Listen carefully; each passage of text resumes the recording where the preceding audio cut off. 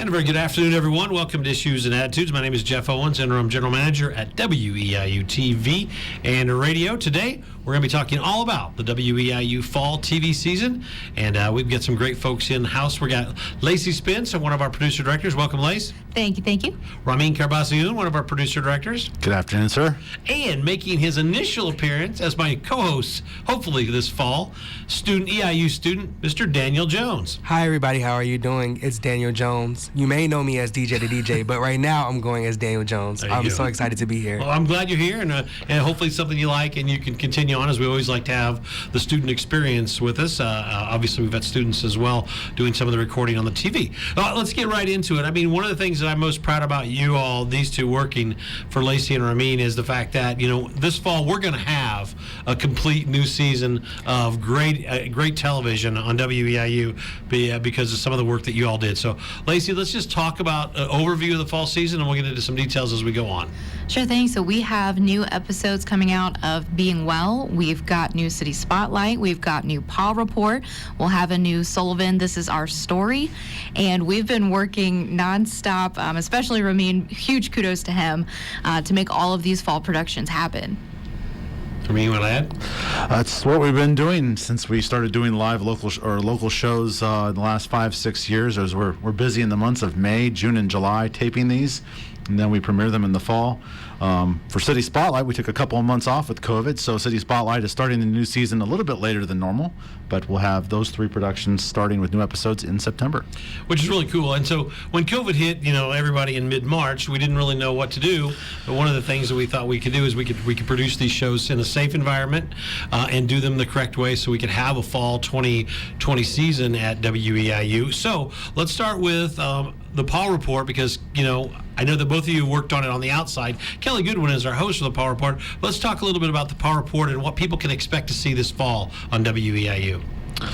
Well, you're going to see a lot of U of I professors from the veterinary teaching hospital. We made 3 trips up there. Me and Kelly made 3 trips up to the U of I for some on-location taping. So some really informative stuff from those folks. Some of them came down here to WEIU to tape. And so we have 13 episodes. 11 of those are brand new, and we brought back a couple of 2 classics from the past. There you go. Anything to add over there, Lacey? Not for Paw Report. No Paw Report? All right. I'm going to put Daniel on the spot. Daniel, you got a spot for these two people? Absolutely. So you guys have produced a number of shows this past summer. What is exactly the process since the pandemic? How has the process been different than before? Well, I don't have anything to compare it to because this is my first season producing. But I tell you what, trying to get everything lined out with COVID precautions in mind has definitely been interesting. In the past, for Being Well, they've had multiple guests come on the show, and one thing is just trying to space everybody just for social distancing, reminding our guests that when they come in, they need to wear their masks until we're in the studio and can socially distance. It's been especially hard for me because I'm a people person. I love to shake hands, and you can't even shake hands and greet people, but obviously for safety reasons. And then just trying to work around everyone's schedule and be mindful of their preference with COVID in mind. So we had a few Zoom interviews for our season, which I don't think is something we've ever done before or tackled. We didn't even know what Zoom was until this year. Yeah, right? and it became an integral part of both my show and the Paw Report. To add on to that, I'm quite shocked by the number of episodes that we actually did tape in studio person. Because when as a producer for the Paw Report and Being Well, you and Kelly, you're reaching out to folks probably April at the earliest, maybe sooner. And once COVID hit, I honestly thought 50% of the shows for both programs would be via Zoom. We actually have a record for most Being Well episodes in this season, 17, and most of those were done in studio. So it's amazing how things worked out. And with COVID, do you think that possibly because of the I want the popularity is a lack of a better statement, COVID was just prominent? Is that why more people wanted to come on and be part of Being Well, you think? I think that was a good chunk of it. A lot of people who maybe were repeat guests of the show were able to at least shift their topic or make their topic entirely about COVID or related to COVID. And then it was also interesting as we were taping those in June and into July, trying to preface for our viewers that that this is when we taped this, because everything with COVID has just been evolving so rapidly. So you don't want to say anything too set in stone, because who knows if by when these would start airing, if we're getting the vaccine or things like that. So it's been crazy to watch. Before we get into some of the other shows, Rameen or Lacey, give us an update on times and dates of Paw Report and Being Well, when they'll air. Okay, well, if we're going to go in order of when things air, Being Well, season 13, which is an amazing number, will start September 8th. So next week, Tuesday. And then City Spotlight will start the following day, season 7. That'll start on September 9th. And because the Paw Report airs on Mondays, won't be starting on Labor Day. It will start on September 14th. That is season 10 of the Paw Report. All right. And you touched base on City Spotlight. That's a show that we partnered with Consolidated Communications about 6 or 7 years ago. And now tell us about, we took a little bit of time off this summer for that, but you've kind of reignited that thing. So we'll have a fall season and talk about your first couple episodes. Well, I want to go back to when COVID hit, because I actually taped the day that everything kind of stopped. I was taping back in Martinsville on March 13th. That was a Friday.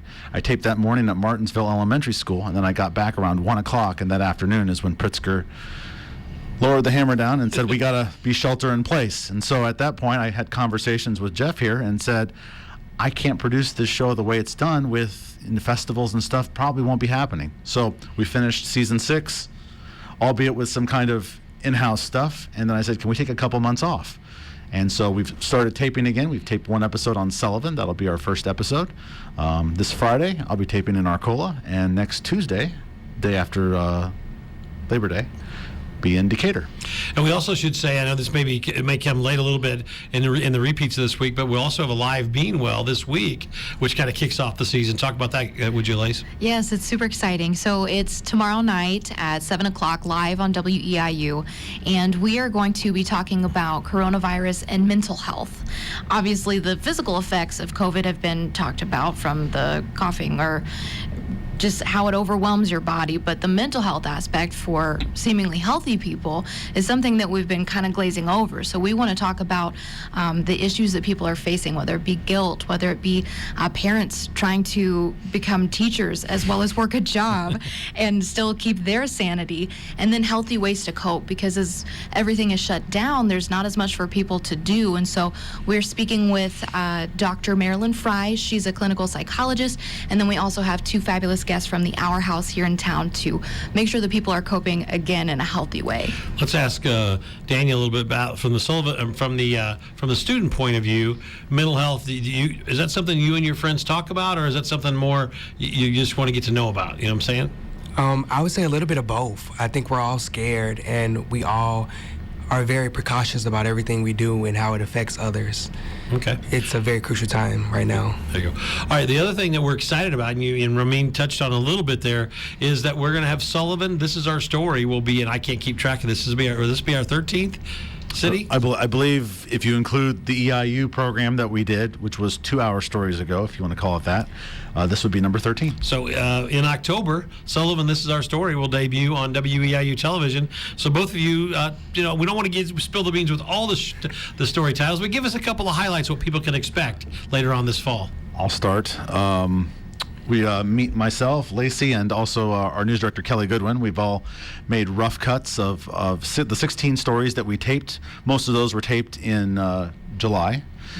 And for me, I have the 2 basketball stories. Sports, shocking. Imagine that. And I was actually, we were looking over the girls basketball team story from 1991. They won the state championship there in Sullivan. And I was going over that with Wanda Kay and Kian, going over that rough cut. And I told Kian, I don't believe we've had a hardcore sports story on an individual team. We've talked about general sports maybe in Arcola or something, but 2 basketball stories about 2 specific teams that were memorable in Sullivan. So I think those 2 stories will really touch home there. Lacey? Well, if I were to pick 2, we got to tape in the fabulous little theater on the square in Sullivan, which is just a gorgeous they set it up so nice for us. So I'm very excited to tell that story from John Stevens, and because I'm a big musical theater type person, love that. And then the other one, it's about the Nixon sandwich, and it's a gentleman who snagged a sandwich that President Nixon had eaten on while he was in town. This is a great froze story. it, and he's got it 60 years later. So he says it's the story that'll never die. And the places and the shows he's been on to show off this sandwich is unbelievable. That is a story that Lacey is working on, so I look forward to seeing how that narrative went. And I remember hearing about that when I was a kid, that it kind of just, one of those that just kind of left my mind, and now it's back, and so I look forward to seeing that one. I think that'll be one of the highlights of the show, just for the fact that a guy kept a sandwich for 60 years from a former president. So Daniel, I'll throw you back on the bus over there. Other questions for these two producers? Yes, I actually want to take it a little bit back to mental health. I wanted to ask, how have you guys been able to keep your sanity through all of this? You know, knowing about the pandemic and still going to work and having to produce these shows. How do you guys, keep it together? I'll go first. I guess once we got into May and June, Lacey and I have been at work pretty much every day. It's, I think, almost impossible for us to, I'll speak for you a little bit. It's almost impossible for us to do our job as TV producers from home. I don't have TV editing equipment at home. Mm-hmm. And so, Jeff gave us the flexibility, do your job the best you can. But once we started taping, it was just like old hat, at least for me. Every summer we just tape shows one after another, and just hope we can stay healthy and keep going.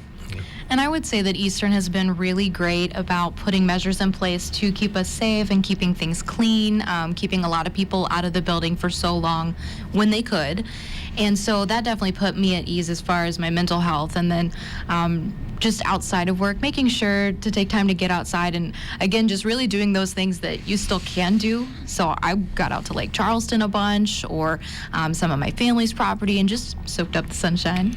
I also think Dr. Gatrill, who basically is our, division chair, for lack of a better way to say it, at Eastern, that Friday when he called me, we went back and forth that day about how we were going to go forward, he said, Jeff, if you guys can socially distance and make sure that you're following all the protocols, do what you can to be safe, and then let your people know that if they want to work, they can, but they also, some of them have to flex schedule. And we were lucky enough to have the ability here in our studio to do some of the things, and Dr. Gatrill is to be thanked for that as well from the leadership here at EIU, because for for a second there, we didn't know what we might have just had to basically shut down everything and just kind of play repeats this fall. But because that didn't happen, we have a full schedule. Again, if you just tuned in, really quick to interrupt, we had scheduled a coronavirus show for Being Well back in March. Yes. And we were ready to pull the trigger on that, and just days before it, we had to cancel and pull the plug because everything was shutting down.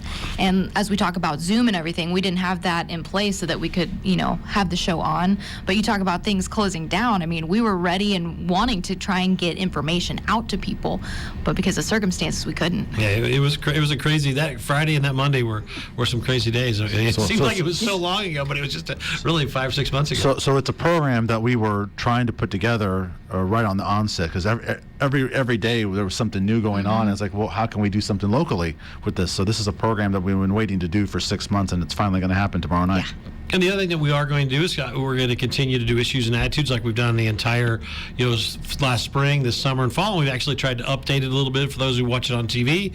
As you can tell, we have other people around, that are filming us. So, we can make it a better project. And the other Dan Jones is to be commended for that. He's taking the lead from WEIU to make that better for us. So as we move forward. So great question to our Dan Jones in here to really confuse the people at home.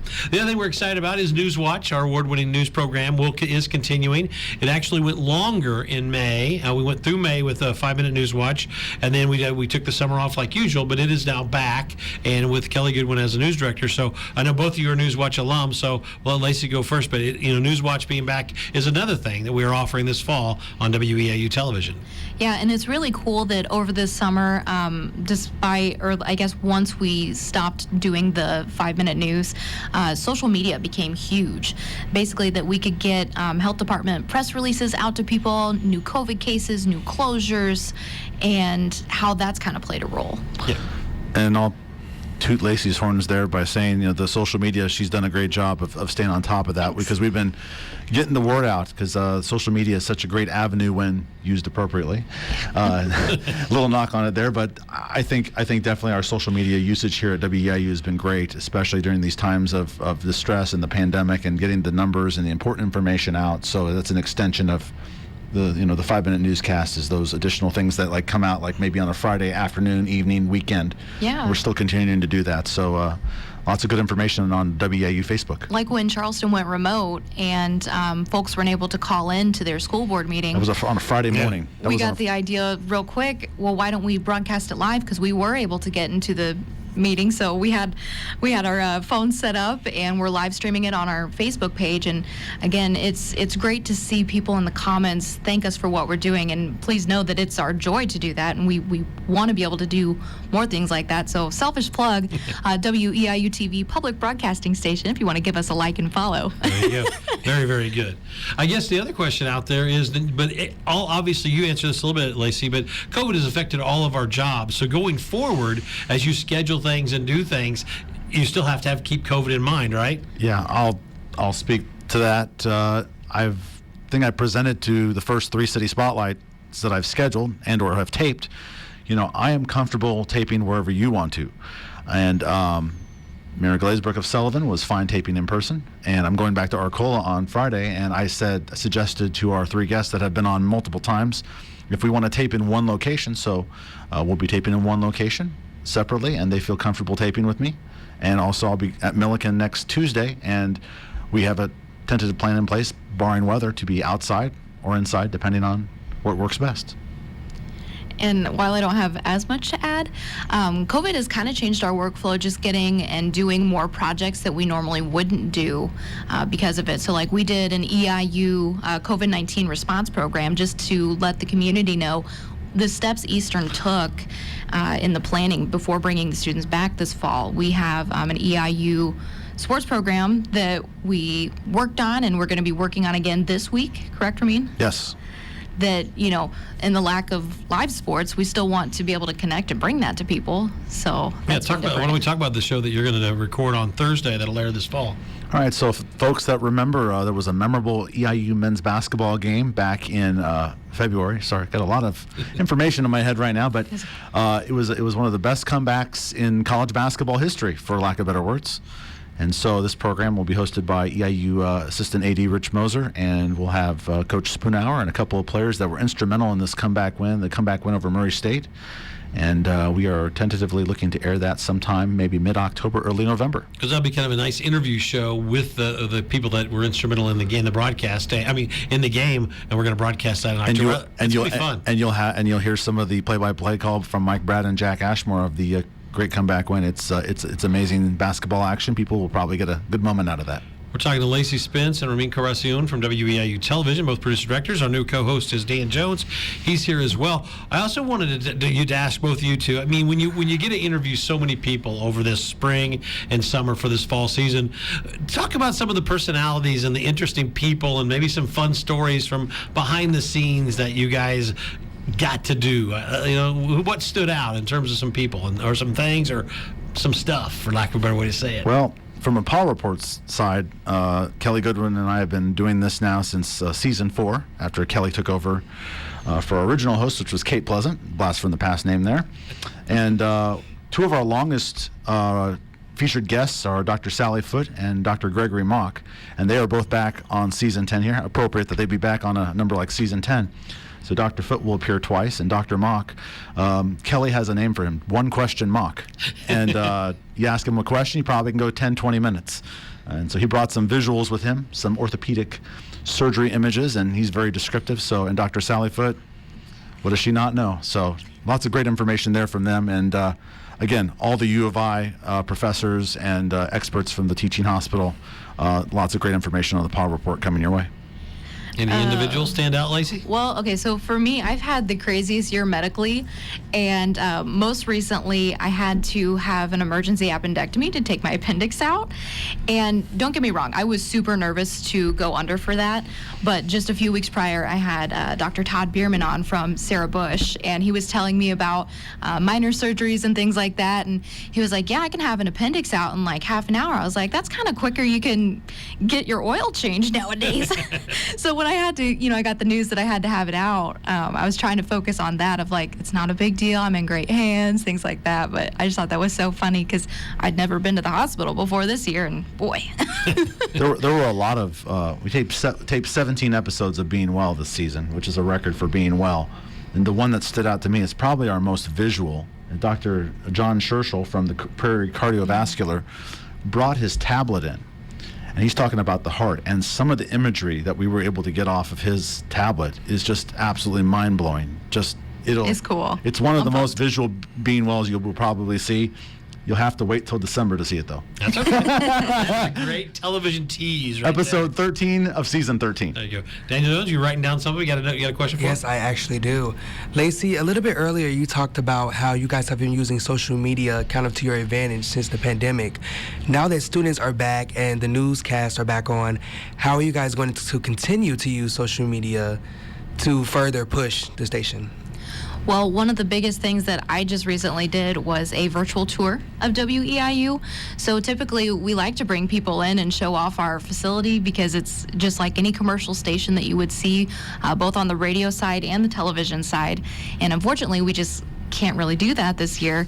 So I went around with my cell phone and did kind of I don't want to say TikTok because it was definitely a lot longer, but sped through the entire station and gave a voiceover just to kind of explain like, this is what you're missing, but we're here, we're working to serve you. And then as far as the news posts, I know those aren't gonna stop. Kelly's gonna keep up with that for sure. There you go. And the virtual tour is really neat, so if you can find a way to check that out, please do so. And It's on our YouTube. Yeah. Well, the neat thing about that is for we want students like you who are in high school or something that we're thinking about coming to Eastern to check that out and get an idea of and it presents what I think the right attitude of WEIU TV and radio is that we're not just a bunch of people that don't enjoy working with students or don't like our jobs. We do like our jobs, and we're out and about in the community, and it's just a way for them to kind of pull you in and get a good 6-7 minutes of what WEIU TV and radio are about. So great question, Dave. I think you're working out fine. I think Killing it. you're a keeper Oh, so thank far, you. buddy. The other thing that has happened that not really producer director thing, but oriented as we're kind of tooting our own horn on WEIU television is that last week we began streaming 24/7 for WEIU television online. So if you go to WEIU.net and you click on the stream live, you can watch WEIU, what's on right now, without hesitation. That's only people in our DMI, which is our Springfield, Champaign, Decatur market area. But so if you are close to this, you're hearing this right now, more than likely you can watch WEIU TV on your tablet, telephone, or smart TV. It's a great outlet because everything's being streamed now, it seems like. So we're 24/7 streaming, and we have some folks in the viewing area that they, depending on where they live and what cable system or satellite system they have, may not get WEIU, which is unfortunate, but that's nobody's in particular fault. But the streaming option, Yep. yes, that fills the void. If you have a phone, you can watch us. So we turn it on right now if you want to. I want to put you both on the spot. I didn't tell you about this question. I want you to know. So we'll go Lacey, then Rameen. If there's a TV show or something that you could do that you'd just be your dream TV show you could produce, what would it be? Okay, so I'm a bit of a foodie. So I would do like a diners, drive-ins, and dives kind of deal. I think it's always nice when you can find a good local spot, shop local, support local, to get good food. And people like that they don't have to go try it, and maybe it's not so great. So just let me do that. Okay. Rameen? I can't lie. I love. We did EIU sports on TV for a good number of years, probably over 100 games under my belt. I would love to direct an NFL football game. Oh, That'd be a lot of fun. I bet you that'd be. What do people not know about WEIU? Rameen or Lacey? I think people, I guess from the standpoint of us talking about us doing all these local shows, they may not realize just how busy we are over the summer months. Just in the past couple of weeks, we had some client projects, not very long in length, that we had to do, and their first question was, "You guys were open this time?" It's like, yeah, we have been open this whole time. And that's kind of some of the promos that we've created, talking about, yes, we've been working all summer like we always do, and look at all the local shows we created. That's a great answer. Yes, we are open in the summer. That's good. Lacey? anything All I've people got said ditto. Ditto? All right. What he said. That's a good one. Daniel, any other questions back there from you? Yes, I have one more. All right. As you know, we are in a new year, and new students are here and may be interested in joining WEIU. Can you settle any precautions or hesitations they may have due to us being in the middle of a pandemic?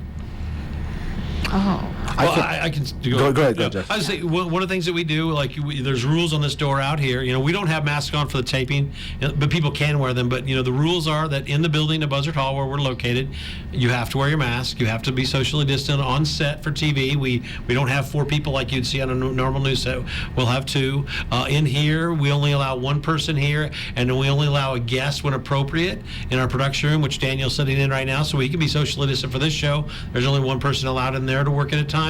If you've noticed, one thing, and Eastern has done really well over the last few weeks, is all kinds of hand sanitizing stations, wipes. We ask people to shower and wash their hands before they come into the studio, because students in the morning sometimes will come in with their hat on backwards and and look like they just rolled out of bed. We want you to get up and get clean. So we're asking the students to take caution, but we're also being observant to make sure that we are as well. But we want to make sure that if there's any signs of them having any sickness, stay home. We'll turn the computer on auto, and it'll take care of it. And that's what we're doing. We're trying to make sure that we take care of you, and then when you are working here, that you're taken care of. And all I wanted to say, it's just non-health related, is that there are beginner positions for anybody's interest here. Yeah. So if you're intimidated by thinking of running a radio broadcast or television or running the news or writing the news, picking up a camera, there's such great training here. So that's the side I come from. Yep. And we can find out you can do as little or as much as you want. Yeah. You don't have to start out doing everything. Like Jeff mentioned earlier, Lacey and I are both Newswatch alums, and you start not necessarily at the bottom, but you work your way up to where maybe if you want to be directing the show, you're going to start running teleprompter from the beginning. So you work your way up, get your feet wet that way. You both had a lot of experience in TV. Where's your favorite place you've ever shot a story or an event at? Illinois State Fair. Illinois State Fair? Last year I got to go and do several live hits. I milked a cow live on television. I rode a mechanical bull, and I got to try some delicious Dole Whip. Oh, it was a great day. Rameen? You put me on the spot here, I guess city spotlight wise. 4 years ago, Marshall, the Wall Dogs came to town, and all those artists, it was 100 degrees every single day. Oh, gosh. And I was walking around with my camera, and somebody's like, "Hey, go check out the Dutch guy." It's like, who's the Dutch guy? The guy was from Holland, the Netherlands. And I went over there. It was to see him work. It's like, I do it for the love of art. Right. All right, one question, rapid fire. How many masks do you have? I have more than 5, but like 5 different types. Daniel, how many masks do you have? I would say 3 right now, but I have a lot of the disposable ones. Rameen? 3. 3 different ones. All right. Well, thank you all for coming in. Daniel, thanks for being here. And hopefully you want to come back and co-host as the semester goes on. Absolutely. WEIU TV, fall season is going to be a hit, right, guys? You know it. Check us out. It all starts next week, right? And tomorrow night, live being well. All right. Thanks for everybody. This is WEIU TV and radio. Everybody have yourself a great day from EIU.